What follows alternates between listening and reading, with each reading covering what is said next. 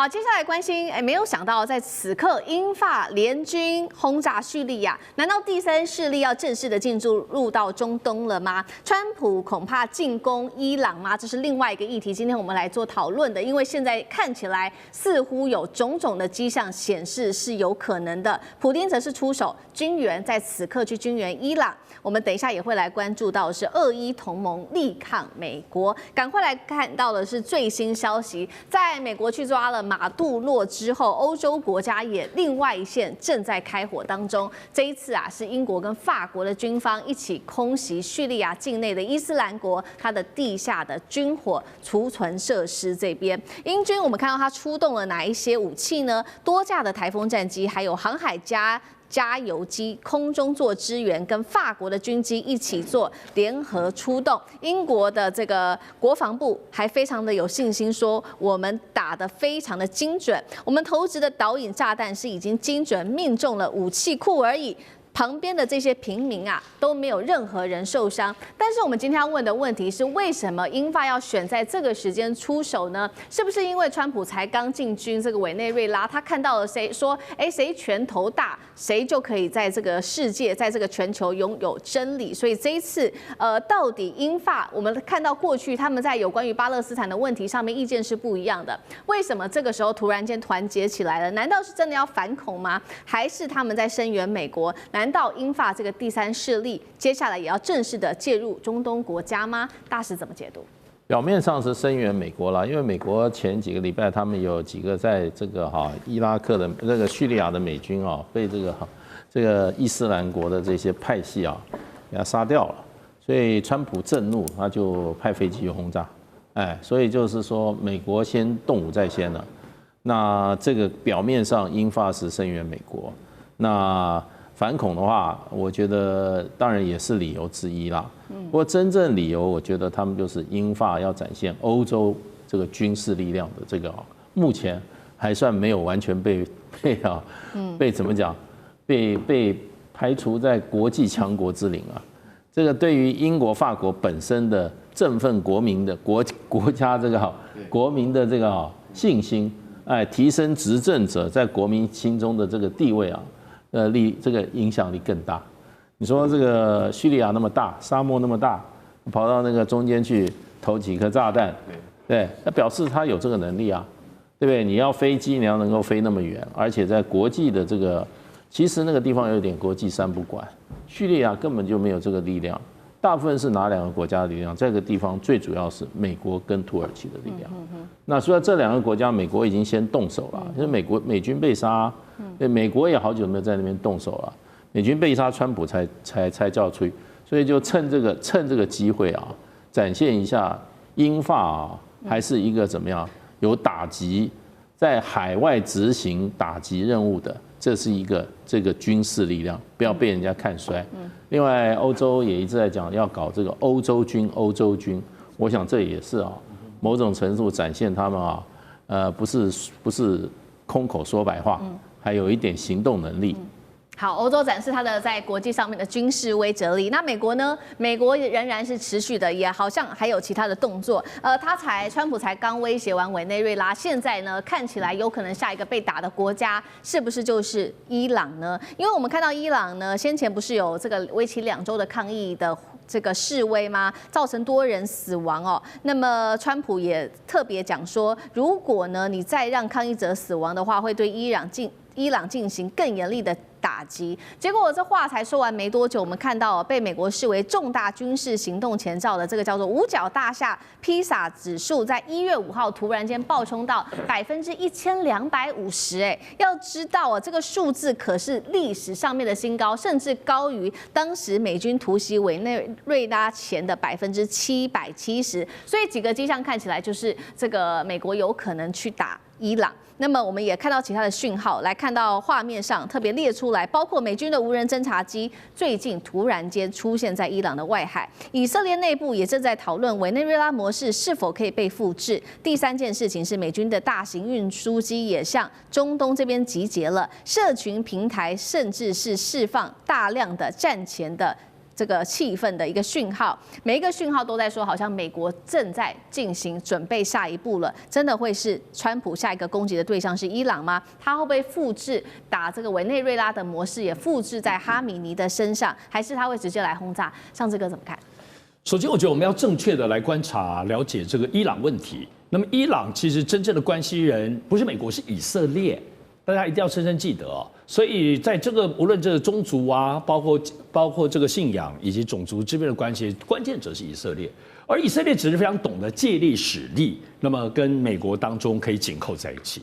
所以过去来讲可能会捆绑在一起，我们从来都认为，因为犹太系统在美国的政治、经济所有各方面无所不在，所以当然仿佛犹太人或背后以色列可以遥控美国的一切的。包括军事在内的决策啦，这是我们传统的思路。可是现在我觉得川普因为跟过去政治人物不太一样，没有容易那么被操控，他算是商人，可是还会精算的啦。所以先前对于以伊朗到现在不断的放话，那么以色列一直来来回回，特别是纳坦雅卢飞奔到美国去跟川普见面了无数次了哦。所以这些的部分都是一个紧扣的部分的动作，因为以色列内部其实也有一些抗争，不反对纳坦雅卢的力量。所以大家忌惮什么呢？忌惮主要是忌惮伊朗这部分到底到现在为止，特别是这1年多以来，有没有跟中国或俄罗斯的军力当中哦，无论防御跟攻击线，我们知道现在其实以色列自己也很辛苦啦哈，胡塞组织当中现在炸以色列跟好像在照3餐吃饭这样乱炸一通哈，很吓人的。所以有关于大国军力这件事情跟伊朗之间的挂钩，伊朗现在的防御跟攻击能力来讲，其实并没有真正被验证。所以现在其实蛮重要的是，到底以色列会动手？美国会动手，关键还在于情报的掌握。我觉得这次委内瑞拉的战争其实提醒我们这一点，就是说，真正的即使斩首行动也好，军力再厉害也好，关键还是在情报的掌握。这是美国最厉害，是展现它一如既往的情报很厉害。所以大国之间，比如说中俄跟伊朗的具体合作如何，我们在委内瑞拉也看到，也都声援委内瑞拉。可是呢？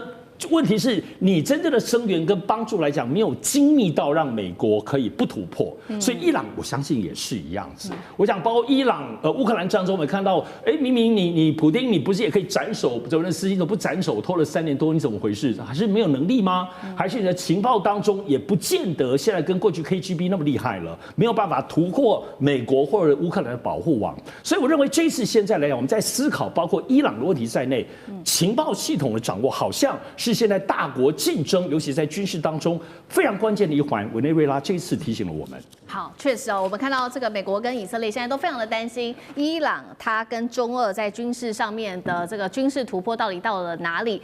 所以呢，现在也放话了，有没有可能就是会打伊朗？但是在此刻呢，莫斯科它似乎正在悄悄的帮助伊朗来声援它，尤其是在军事上面，莫斯科现在正在声援，那当然也引爆了这个区域的安全紧绷。我们来看到这是实际发生的，过去48小时，俄军总共是出动了它的重型运输机至少5架次降落在伊朗，重点是它是高频的、不寻常的航线，好像看起来就是要躲避西方的监控。那么运输机上面载着什么呢？看到画面，包括了现在根据了解有这个浩劫武装直升机，第2个是配套的弹药跟地勤系统等等。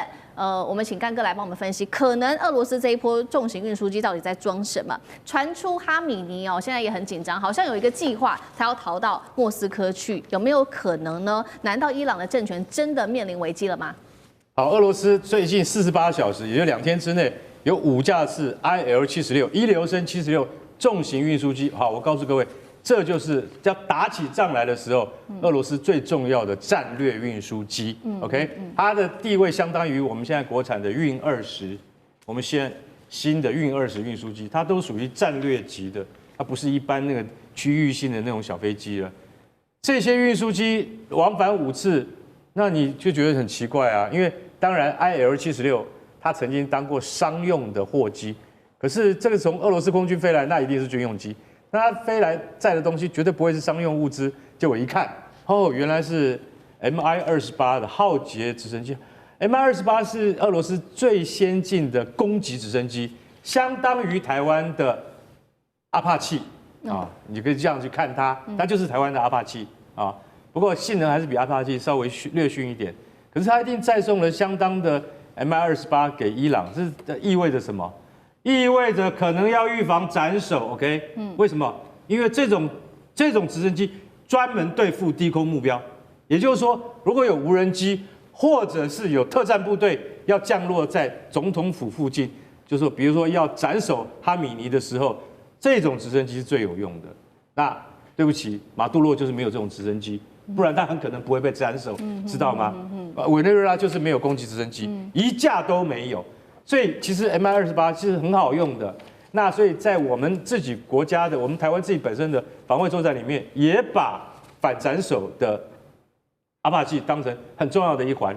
所以你可以看到，从这个直升机被紧急运到德黑兰了，你就可以去想象，哈米尼是怕了，高龄86岁了，已经带领这个国家30年了。